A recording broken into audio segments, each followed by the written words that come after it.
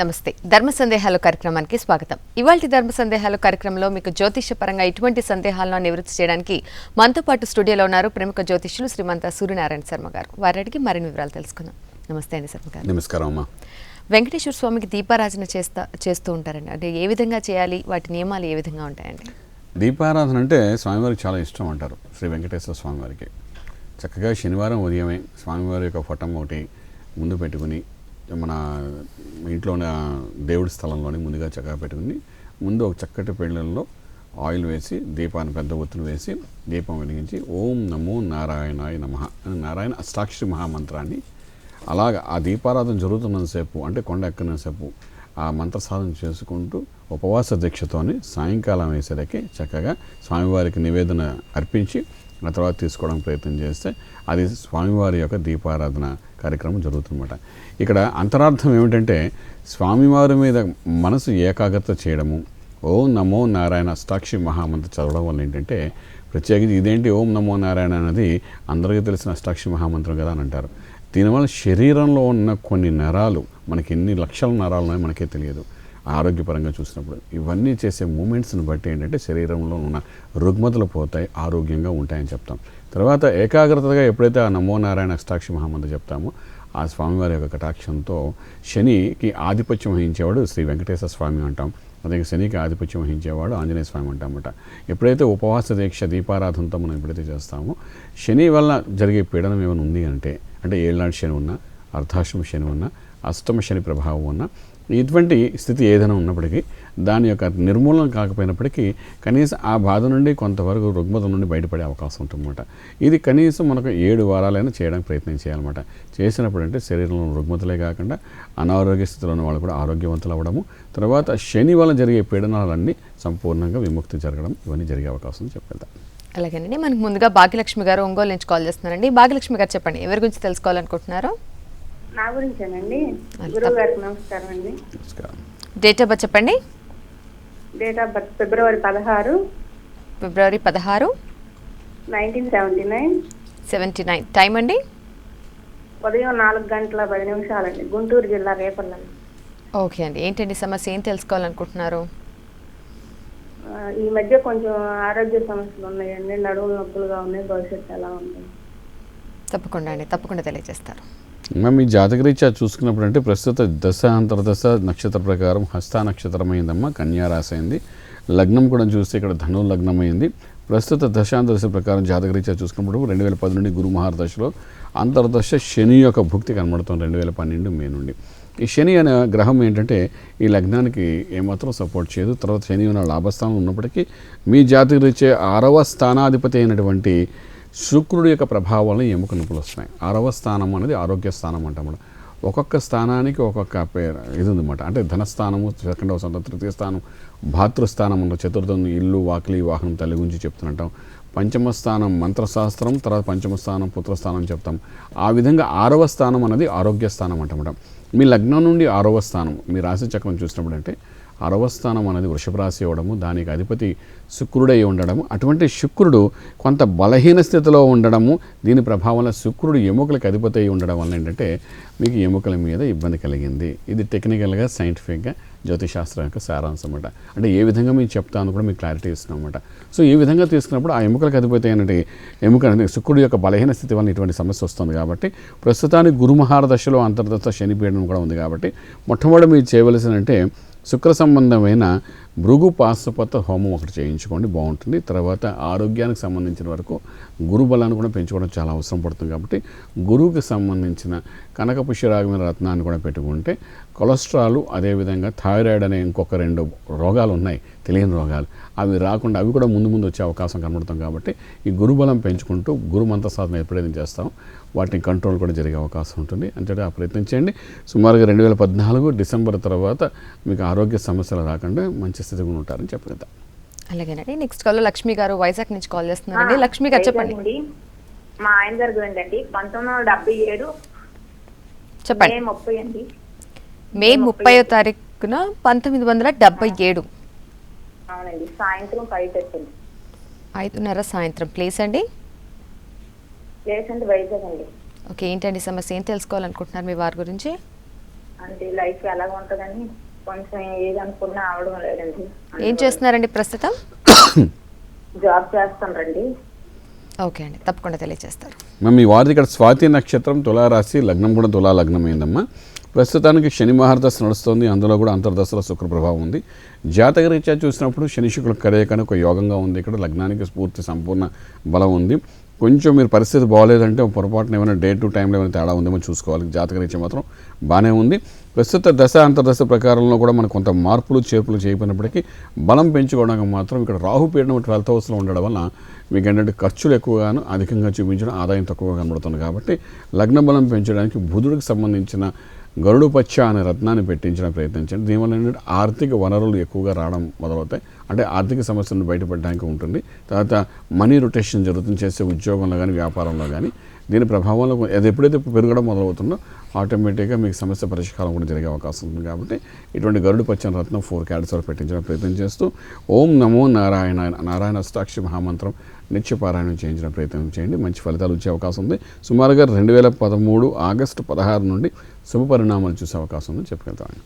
అలాగేనండి. ఇక ఇంట్లో పూజ గది ఉన్నా కానీ, పూజ చేసేందుకు పటాలు ఉన్నా కానీ చాలామంది సంవత్సరానికి ఒకసారి 2 సార్లు పూజ చేసి మిగతా సమయంతో అలా వృధాగా ఉంచేస్తారు. అలా చేయడం వల్ల ఎటువంటి దోషాలు వస్తూ ఉంటాయండి? మనం ఒకరోజు స్నానం చేయకపోయేసరికి శరీరంలో లేనిపోని వాసనలన్నీ వస్తాయని మనమే నమ్ముతామండి. వారానికి ఓ రోజు స్నానం చేసేవాళ్ళు చాలామంది ఉన్నారు. అలాగే వారానికి 2 రోజులు స్నానం చేసేవాళ్ళు ఉన్నారు. ఇంకా ఫారెన్లో ఉన్న వాళ్ళకి కానీ నీళ్లు కొరవేయని ఒక్కొక్కసారి సెంట్లు కొట్టేసుకొని జీవితం గడిపేసేవాళ్ళు ఉన్నారు. కానీ రోగము అనే వాసన మన శరీరాని కోసం మనం ఎంత జాగ్రత్త తీసుకుంటున్నామో కనీసం అందులో ఒక వంతు భగవంతుడి మీద ధ్యానం చేసినా సరిపోతుందండి. ఉదయం లేవగానే చేసే కాలకృత్యాల్లో ఏ ఒక్కటి మనం మానేసినా మన శరీరం అన్నది కుళ్ళిపోతుందండి నిజంగా చెప్పాలంటే. అంచేత మనం ప్రతి పని చేస్తాం, బ్రష్ చేస్తాం, అన్ని స్నానాలు చేస్తాం, ప్రతి రుగ్మత మనకున్న నవరంధ్రాలని శుభ్రం చేసుకొని మనం బయటికి రామన్నమాట. అంత శ్రద్ధ తీసుకుంటున్నాం. అలాంటిది ఇంటికి కూడా అదేవిధంగా అష్టదిగ్బంధనం ఉంటుంది, నవగ్రహాలు ఉంటాయి, భగవంతుని యొక్క స్థానం అంటూ ఉంటుందన్నమాట. మీరు దేవుడి గది పెట్టినా పెట్టకపోయినా దేవుడికంటూ ఒక స్థానం ఇంట్లో ఉంటుంది. మీరు చూసినా చూడకపోయినా ఆ దేవుడి యొక్క స్థానంలో దేవుడు ఎప్పుడు అక్కడ కూర్చునే ఉంటాడనమాట. అటువంటి మనం పెట్టే ఆ దేవుడి యొక్క స్థానాన్ని మన పరిశుభ్రం చేయకుండాను, దీపారాధన చేయకుండా ఎప్పుడైతే చేస్తామో దాని ప్రభావం అనేది ఇంటిల్లిపాది అనేది అందరి మీద ఉంటుందండి. అంచేత దయచేసి అటువంటి ప్రయత్నం చేయకుండా కనీసం పూజ చేసుకునే అవకాశం లేదు. ఈ మధ్యకాలంలో ఏంటంటే షిఫ్ట్ డ్యూటీలు అనమాట. సాఫ్ట్వేర్ కంపెనీల వాళ్ళకంటే అర్ధరాత్రి షిఫ్ట్లు అంటారు. మార్నింగ్ మేము ఉదయం లేవగానే 11 అవుతుంది, 12 అవుతుంది అనమాట. ఇవన్నీ ఓకే. స్నానము చేసిన తర్వాత అంటే మనం బ్రష్ చేస్తాం, స్నానం చేసిన తర్వాత శుద్ధిగా ఉంటానని మనకు అనిపిస్తుంది. శరీరానికి శుద్ధి, మనసుకు కాదు అది జరిగేది. వెంటనే ఆ దీపారాధన చేయడానికి కానీ ప్రయత్నం చేస్తే దాని ఫలితంగానే అద్భుతమైన ఉన్నత స్థాయి వెళ్ళే అవకాశం ఉంటుందన్నమాట. ఏదైనప్పటికీ సూర్యోదయ కాలం కంటే ముందు లేచి చేసేదానికి ఉన్న ఫలితమే అద్భుతం అన్నమాట. 3 గంటల నుండి 6 గంటల మధ్యకాలంలో. అంచేత సంవత్సరానికి ఒకసారో 6 నెలలకు ఒకసారి దీపారాధన పెడతాం, నెలకు ఒకసారి చేస్తారని. కొంతమంది అయితే ఓన్లీ శుక్రవారం అంటే శుభ్రంగా చేసేసి దీపారాధన చేసేస్తాం, వారం ఒక రోజు చేస్తాం. మిగిలిన రోజులు ఏంటి, ఒక పూట భోజనం చేయమనండి, వారానికి ఒక రోజు సరిపోతుందా? సరిపోదు కదండి. ఇవన్నీ మనిషి శరీరంలో ఆలయం. మనిషి శరీరమే ఒక ఆలయం, దేవాలయం అంటాం. మన శరీరంలో ఒక యంత్రము, మంత్రము, రత్నము అంటాం. ఒక ఆలయం కట్టినప్పుడు ఏంటంటే ఆలయంలో మనకు కనబడేది ఏంటంటే ఒక యంత్రం కనబడుతుంది. యంత్రం ప్రతిష్ఠ చేస్తారు, యంత్రం మీద విగ్రహం పెట్టిస్తారు, తర్వాత ఆలయం నిర్మాణం జరుగుతుంది. అంటే యంత్రానికి ఒక మంత్రం ఉంటుందన్నమాట. సో మంత్రంతో యంత్రానికి ఒక బలాన్ని ఇస్తూ ఒక విగ్రహాన్ని పెట్టి దానికి ఒక ఆయుష్ పోస్తారు, అదే ఆలయం అవుతుంది. అదేవిధంగా శరీరంలో ఒక మంత్రశాస్త్రం చదువుకుంటూ ఒక రత్నధారణ చేస్తూ ఒక యంత్రం, శరీరాన్ని ఒక యంత్రం కాబట్టి యంత్రంగా దాని సవ్యమైన స్థితిలో తీసుకుని వెళ్తూ మార్గంలో వెళ్ళినప్పుడు ఏంటంటే మోక్ష సాధన జరుగుతుందన్నమాట. ఇటువంటి మన శరీరానికి ఆలయానికి అనుసంధానం చేసి పెద్దవాళ్ళు చెప్పి ఉన్నారన్నమాట. అలాంటిది మన శరీరంలో ఉన్న ప్రతి భాగాన్ని మనం శుభ్రం చేసుకోవాలనుకున్నప్పుడు ఇంట్లో ఉన్న దేవాలయాన్ని కూడా చక్కగా చేసుకోవడం అవసరం ఉంటుంది. కాబట్టి నిత్యము చేయండి, ఫలితం అద్భుతంగా ఉంటుందని చెప్పగలుగుతాం. అలాగేనండి. మనకి నెక్స్ట్ కాలర్ స్వామి గారు ఆదిలాబాద్ నుంచి కాల్ చేస్తున్నారండి. స్వామి గారు చెప్పండి, ఎవరి గురించి తెలుసుకోవాలనుకుంటున్నారు? చెప్పండి స్వామి గారు. ఓకే అండి. ఇక కొంతమందికి ఇంట్లో మైలు ఉంది అంటారు, ఆ సమయంలో పూజా కార్యక్రమం నిర్వహించకూడదు అంటుంటారండి. ఒకవేళ నిర్వహిస్తే ఎటువంటి దోషాలు వస్తాయంటారు? సాధారణంగా మైలు అంటే ఇంట్లో పెద్దవాళ్ళు ఇంట్లో ఎవరైనా చనిపోయినప్పుడు అంటే అలాగే పుట్టినప్పుడు కూడా 11 రోజులు దాని యొక్క సూతకం కింద మనం ఏంటంటే పాటిస్తుంటామన్నమాట. దానివల్ల ఏంటంటే అది నెగిటివ్ ఎనర్జీ శరీరంలో అక్కడ ఆ ప్రాంతంలో ప్రవహిస్తుంది అంటామన్నమాట. అంచేత వీలైనంత వరకు ఆ 11 రోజులండి ఒక నియమాన్ని ఏదైతే మనకు ఆచార వ్యవహారాల్లో పెట్టి ఉన్నారో దాన్ని పాటించడం మంచిది. అయితే ఇవన్నీ ఏం చేస్తారంటే ఎవరైనా ఇంట్లో చనిపోతే సంవత్సరం పాటు దేవుడి గుడికి వెళ్ళకూడదని ఎవరో చెప్పారని చెప్పి దేవుడి గుడికి ఒక్కరి చోటుకి వెళ్ళరమాట, మిగిలిన అన్ని పనులు చేస్తారండి. తింటారు, బయట పార్టీలకు వెళ్తారు, డ్రింక్స్ చేస్తారు, అన్ని రకాల పనులు చేస్తారు. దేవుడి గుడికి మాత్రం వెళ్ళరు, ఎందుకంటే ఎవరో శాస్త్రి గారో శర్మ గారో చెప్పారట గుడికి మాత్రం వెళ్ళొద్దని. సో మనం ఏంటంటే ఇక్కడ ఇవన్నీ నియమాలు అప్పుడున్న పరిస్థితి బట్టి కొన్ని నియమాలు పెట్టారు. ఎందుకంటే ఈ లౌకిక ప్రపంచంలో అంటే ఒక ధర్మంగా ముందుకు వెళ్ళడానికి కొన్ని నియమం పాటించాలని చెప్పారు అన్నమాట. మన ట్రాఫిక్ రూల్స్ రాండి, ఈ ట్రాఫిక్ రూల్స్ త్రేతాయుగంలో ద్వాపరయుగంలో లేవు కదండి, ఈ లైట్ సిగ్నల్స్ ఇవన్నీ లేవు కదా. ఇప్పుడు ఎందుకు పెట్టారు? ఇప్పుడున్న ప్రభుత్వం బట్టి ఈ రూల్స్ ఫాలో అవ్వాలని చెప్పి. ఆ రూల్స్ ఎవరికైనా ఒకటే కదా. సో ఆ విధంగా మనం తీసుకునేటప్పుడు అంటే ఈ నియమాలు ఎప్పుడైతే పెట్టారో దాన్ని ఫాలో అవ్వడం, పెద్దవాళ్ళు ఎందుకు చెప్పారు అనేది మళ్ళీ మన పురాణాల్లో చెప్తారు అన్నమాట. అవన్నీ ఇప్పుడు చెప్పడానికి అవ్వదు కాబట్టి ఒక నియమం పెట్టిన దాన్ని ఫాలో అయితే అది ఒక ధర్మంగా వెళ్ళగలిగితే అది బాగుంటుంది. దానివల్ల జీవితం బాగుంటుంది, జీవిత ప్రమాదం తెలుసుకుంటాము అని చెప్తారు. అప్పుడైతే మనం కొన్ని సూచకమైనప్పుడు గరుడు పురాణం ఎవరైనా చనిపోయినప్పుడు చెప్తుంటారు, గరుడు పురాణంలో అన్ని వివరాలు చెప్తుంటారు అన్నమాట. అది విన్నప్పుడు మోక్షము, మనకు సన్యాసము, తర్వాత ఈ శరీరం మీద ఉన్న మోహము ఇవన్నీ పోతూ ఆ గరుడు పురాణం ఎప్పుడైతే చెప్తారో అప్పుడు ఈ 11 రోజులు అవి చెప్పినప్పుడు అంటే మనకు అన్ని విషయాలు మన జన్మ సార్థకం అన్నీ తెలుస్తాయన్నమాట. అలా తెలుసుకుంటూ ముందుకు వెళ్ళాలి నాయన అని చెప్పి 11వ రోజు అయిన తర్వాత మళ్ళీ మన లౌకిక ప్రపంచంలోకి రావాలి. కాబట్టి ఉన్న వాళ్ళందరూ అక్కడ నుండి వెళ్ళిపోయి ఎవరెవరికి వాళ్ళు వెళ్ళిపోండి, వెళ్ళిపోయి మీ కార్యక్రమం చేయండి, ఆ స్థలంలో మరి ఉండకండి అని కూడా చెప్తుంటారు అన్నమాట. ఇవన్నీ ఏంటంటే చాలా ఈజీగా అర్థం అవడానికి మీకు చెప్పాను, అంతకన్నా ఇంకేం లేదు. సో అంచేత ఈ కార్యక్రమం ఏదైతే చెప్పారో పూర్వ ధర్మస్థాపన సమయంలో ఇవన్నీ చేయాలని ఆ విధంగా చేసుకుని వెళ్తేనే దాని యొక్క అర్థము మన జీవితం చెప్తామండి. అలాగేనండి. నెక్స్ట్ కాలర్ చైత్రిక గారు ఒంగోలు నుంచి కాల్ చేస్తున్నారండి. చైత్రిక గారు చెప్పండి, ఎవరి గురించి తెలుసుకోవాలనుకుంటున్నారు? చెప్పండి. నా గురించి తెలుసుకోవాలనుకుంటున్నానండి. ఓకే, మీ డేట్ ఆఫ్ బర్త్ చెప్పండి. 7/9/2001. 2001. టైం అండి? ఎర్లీ మార్నింగ్ 3:15 అండి. 3:15 ఎర్లీ మార్నింగ్. ప్లేస్ చెప్పండి.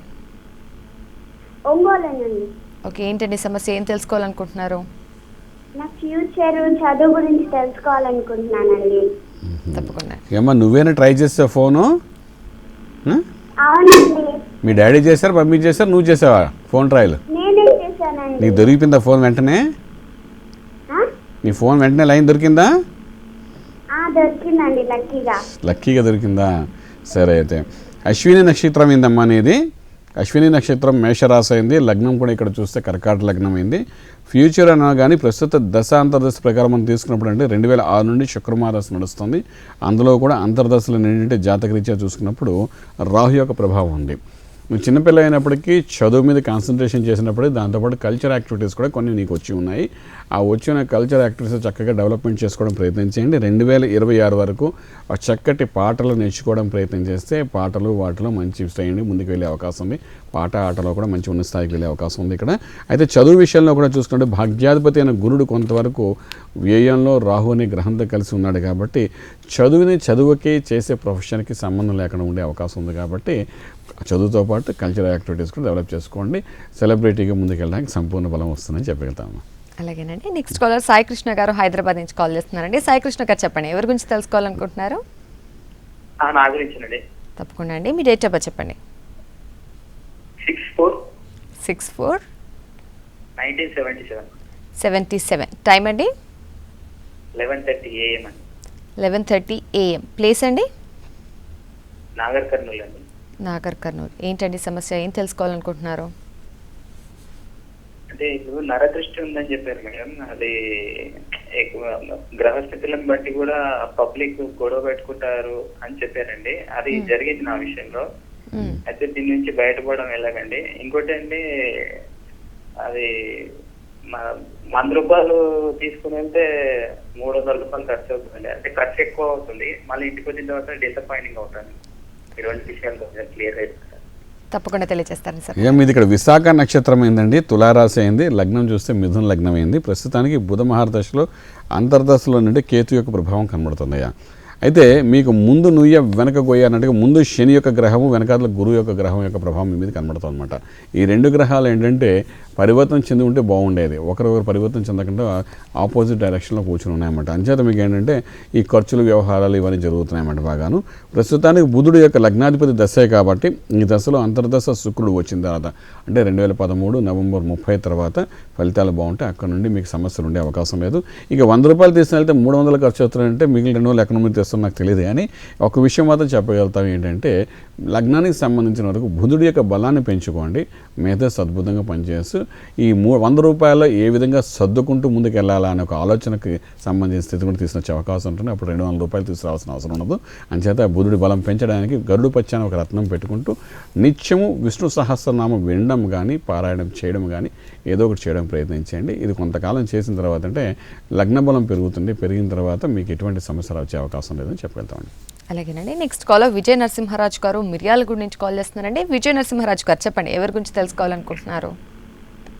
నా గురించేనండి. ఓకే, మీ డేట్ ఆఫ్ బర్త్ చెప్పండి. 4/10/1983. 4/10/1983. టైం అండి? మార్నింగ్ 6:15 నుంచి 6:30 మధ్యలో అంటున్నారు, కరెక్ట్గా తెలియదు madam. 6:15 to 6:30 between. Okay, place అండి? ప్లేస్ తణుకండి. ఓకే, ఏంటండి సమస్య, ఏం తెలుసుకోవాలనుకుంటున్నారు? అదే మ్యారేజ్ అసలు ఫ్యూచర్ ఎలా ఉంటుంది అని తెలుసుకున్నాం. ఓకే అండి, తప్పకుండా. ఏం ఇది ఇక్కడ మఖా నక్షత్రం అయిందండి. మఖా నక్షత్రం సింహరాశి, లగ్నం కన్యా లగ్నం అయింది. వివాహ సంబంధమైన స్థితి కోసం ఆలోచిస్తున్నప్పుడు అంటే కుజుడు యొక్క దోషం కొంతవరకు కనబడుతోందండి. కుజుడు చంద్రుడితో కలిసి ఉంటే దోషం కాదంటాం, కానీ ఇక్కడ శుక్ర బుధులు కూడా కలిసి చతుర్గ్రహ కుటుంబంలోని వ్యయ స్థానంలో ఉండడం అనేది స్థాన దోషం అనేది ఒకటి ఉందన్నమాట. ఈ స్థాన దోష ప్రభావం వల్ల ఏంటంటే మనకు కుజుడికి ప్రత్యేకమైన ఆరాధన చేయడం చాలా అవసరం పడుతుందండి. సుబ్రహ్మణ్యేశ్వర స్వామి ఆరాధన నిత్యం చేసుకోవడం, అష్టోత్తరం చదువుకోవడం, వీలైనప్పుడల్లా మంగళవారం పాటు అభిషేకం చేయించడము, ఇవన్నీ చాలా అవసరం పడుతుంది. ఆ విధంగా చేసుకుంటూ వెళ్ళండి. ప్రస్తుత దశ అంతర్దశ ప్రకారం తీసుకుంటే 2009 నుండి చంద్రమహాదశలో అంతర్దశలో మనకి ఏంటంటే గురుడు యొక్క ప్రభావం ఉంది కాబట్టి 2014 మార్చి లోపల వివాహం సంపూర్ణంగా అయ్యే అవకాశం ఉంది. ఇక్కడ ఏంటంటే 2012 నవంబర్ తర్వాత నుండి ఆ గడియలు వచ్చున్నాయి, 16 నెలల పాటు ఉంటుంది. ఈ గురుచంద్రుల కలయికలు అంటే ఒక యోగం అంటారు, దాన్ని గజకేశ్వరి యోగం అంటారు. సో ఇటువంటి యోగ స్థితిలోనే మనకు కావాల్సిన యోగమైన పనులన్నీ జరుగుతాయి. ఏ మనిషికైనా తను అనుకున్న కోరిక తీరితే అదే మహాయోగం అంటారన్నమాట. ఇక్కడ వివాహం అనే బంధం కొంత జరగకుండా ఇబ్బంది పెడతాం కాబట్టి దాని ప్రభావం చూపిస్తుంది. దీనికి ఇంకొక కారణం కూడా ఉంది. రాహుకేతుల మధ్యన అన్ని గ్రహాలు పడిపోవడం, కాలసర్ప దోషం ఉండడం. ఒకవేళ కాలసర్ప దోషం కూడా ఒక 30 సంవత్సరాల వరకు దాని ప్రభావం సంపూర్ణంగా చూపిస్తుంది. ఆ తర్వాత ఆ దోషం అనేది తగ్గుతుంది. కాబట్టి మీకు ఆ 30 సంవత్సరాలు కూడా కంప్లీట్ కావాలి. ఇవి రెండు జరిగినప్పుడు అంటే మీకు మంచి స్థితికి వెళ్ళే అవకాశం ఉంది. మీరు గరుడు పచ్చాన ఒక రత్నాన్ని, బుధుడికి సంబంధించిన పచ్చాన రత్నాన్ని మీరు చిటికి వేలు పెట్టుకోవడం ప్రయత్నించండి, కనీసం 4 క్యారెక్టర్స్. ఇంకేమైనా డౌట్స్ ఉన్నా మా ఫోన్ నెంబర్లు ఇస్తున్నాం కాబట్టి కాంటాక్ట్ చేస్తే ఇంకొంచెం వివరంగా చెప్పగలుగుతామండి. అలాగేనండి. నెక్స్ట్ కాల్లో గోపాలకృష్ణ గారు గుంటూరు నుంచి కాల్ చేస్తున్నారండి. గోపాలకృష్ణ గారు చెప్పండి, ఎవరి గురించి తెలుసుకోవాలనుకుంటున్నారు? నా గురించి అండి, గోపాలకృష్ణ. ఓకే అండి. 77 అండి, 3వ నెల. డేట్ అండి? 27. అది మార్చి 27, 1977. టైం చెప్పండి.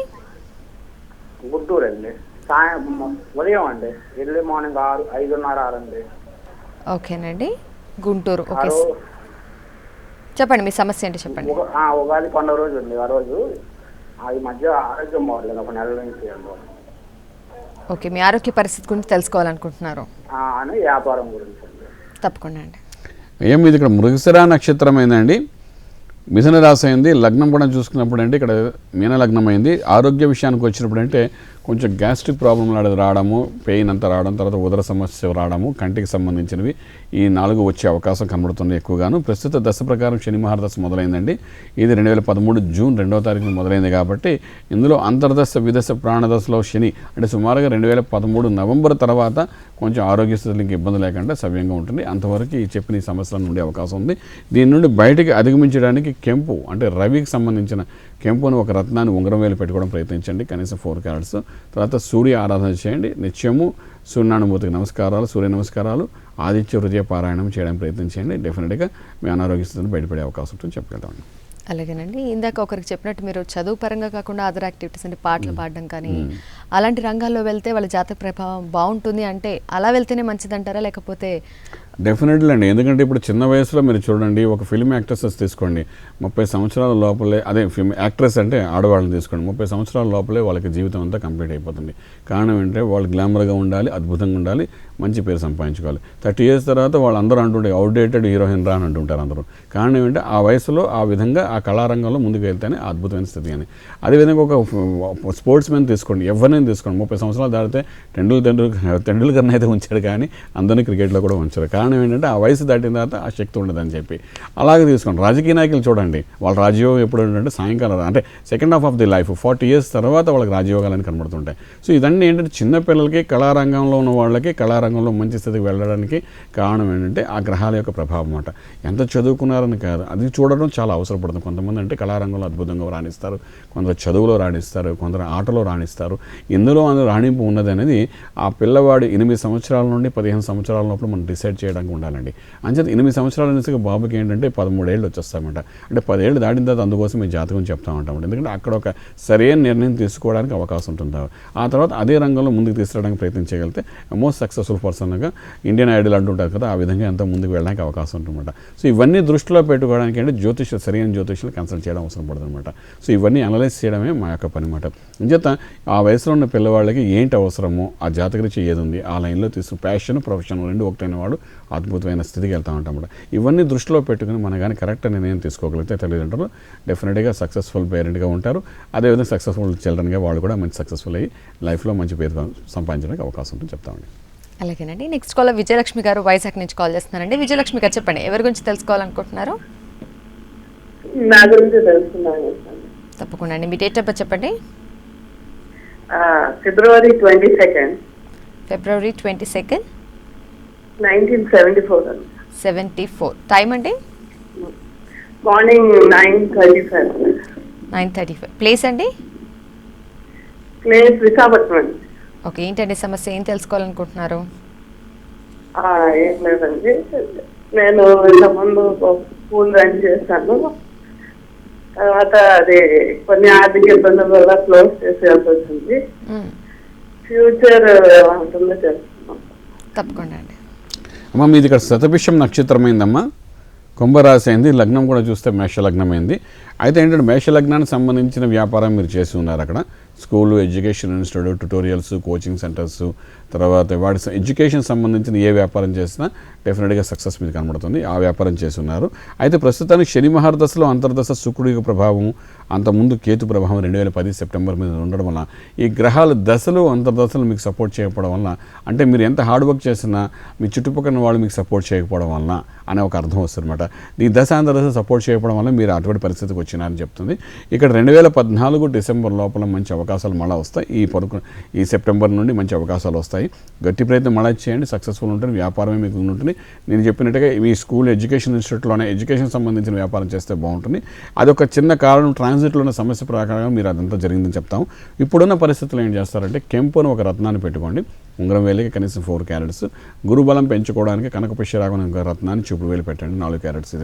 ఈ రెండు పెడుతూ గురు మంత్ర సాధన చేసుకుంటూ నిత్యము వెళ్తే ఈ శని శుక్రుల యొక్క పీడనం ఏదైతే మీ మీద పడుతుందో అది తగ్గడానికి అవకాశం ఉంది. బేసిక్గా మీకు ఎముకలకు సంబంధించిన సమస్య కూడా వచ్చే అవకాశం ఉంటుంది. అంటే దయచేసి ఇవన్నీ ఫాలో అవ్వండి, మంచి ఫలితాలు మీకు ఉంటాయని చెప్తాను. అలాగేనండి. కొంతమంది చాలా నిరుపేద కుటుంబంలో పుట్టిన, చదువు అవన్నీ పెద్దగా లేకపోయినా ఒక్కసారిగా చాలా ధనవంతులు అయిపోవడం, లేకపోతే వాళ్ళకి అదృష్టం ఒక్కసారిగా కలిసి రావడం జరుగుతుంటుంది. అంటే వారి జాతకంలో ఎటువంటి ప్రభావం వల్ల ఆ విధంగా జరుగుతూ ఉంటుందంటే? డెఫినెట్లీ గ్రహాలు ప్రభావము, యోగము అన్నది జాతకంలో బాగా కనబడుతుందండి. కోట్లకి పడగెట్టిన వాళ్ళు కూడా ఈరోజు రోడ్ల మీద ఎక్కడెక్కడ ఉన్నట్టుగా మనకు కనబడుతున్నది. దానికి కారణం మీ అందరూ తెలుసు, రాజకీయ రంగాల్లో ఏ విధంగా ఉంటుందని చూస్తున్నాం. ఫిలిం ఇండస్ట్రీలో చూడండి, టాప్ హీరో అని వస్తాడు, 4వ రోజు మనిషి కనిపించాడు. ఏమిటి ఇవన్నీ జరుగుతున్నాయి? ఇవన్నీ అనలైజ్ చేయడం చాలా గొప్ప స్థితి అండి. అయితే అలాగే నిరుపేదలు ఉన్న వాళ్ళు కూడా ఏంటంటే ఒక రాజయోగం మొదలైన తర్వాత ఎక్కడున్న అబ్రహం లింకన్ ఎక్కడో చెప్పులు కుట్టున్న కులంలో పుట్టి ఎక్కడో మూల ఉన్నాడు, అడవిలో బతికేవాడు అని చెప్పేవారు. అలాగే ఆయన ప్రెసిడెంట్ అయ్యి ఉన్నాడు. ఇవన్నీ ఏంటంటే దశ అంతర్దశ యోగాలు ఒకటి యాడ్ అవుతున్నప్పుడు ఆటోమేటిక్గా ఆ సాధన చేసేవాళ్ళకి ఇంకో సక్సెస్ అవుతుందన్నమాట. యోగం ఉంటుంది, యోగాన్ని తెలుసుకుంటూ సాధన చేసుకుంటూ వెళ్ళాలి. ఇందాక మనం చెప్పాం, ప్రైమరీ స్టేజ్లోనే మనిషికి ఏమంటే ఏ లైన్లో వెళ్ళాలని చెప్తామని. ఆ లైన్లో వెళ్ళినప్పుడు అందులో కొంత సాధన చేసుకుంటేనే సక్సెస్ఫుల్ అవుతారు. ఆ లైన్ చెప్పింది ఇంజనీరింగ్ చదవాలనుకోండి, ఇంజనీరింగ్ లైన్లో ముందు పెట్టిందో సాధన చేస్తూ అవుతారు. అదేవిధంగా ఏంటంటే ఎంత నిరుపేదలో పుట్టారా లేకపోతే ఎంత యోగ స్థితిలో పుట్టారా అనేది కాదు ఇక్కడ ముఖ్యము. ఇక్కడ ఏంటంటే జాతకంలో ఉన్న రాజయోగాలు ఈ లౌకిక ప్రపంచంలో బతకడానికి మోక్ష సాధన చేయడానికి ఏ విధంగా ఉంది ఆయన జాతకం తెలుసుకుంటూ ఆ విధంగా ముందుకు వెళ్ళడానికి ప్రయత్నం చేయగలిగితే సక్సెస్ అని ప్రతి ఒక్కరి జీవితంలో ఉంటుంది చెప్తాను. అలాగేనండి. ఇవాళ ధర్మ సందేహాలు కార్యక్రమంలో కాలర్స్కి వచ్చిన సందేహాలను నివృత్తి చేసినందుకు ధన్యవాదాలు. నమస్కారం అండి. ఇదండి ఇవాళ ధర్మ సందేహాలు కార్యక్రమం. తిరిగి రేపటి ధర్మ సందేహాలు కార్యక్రమంలో మళ్ళీ కలుసుకుందాం. నమస్కారం.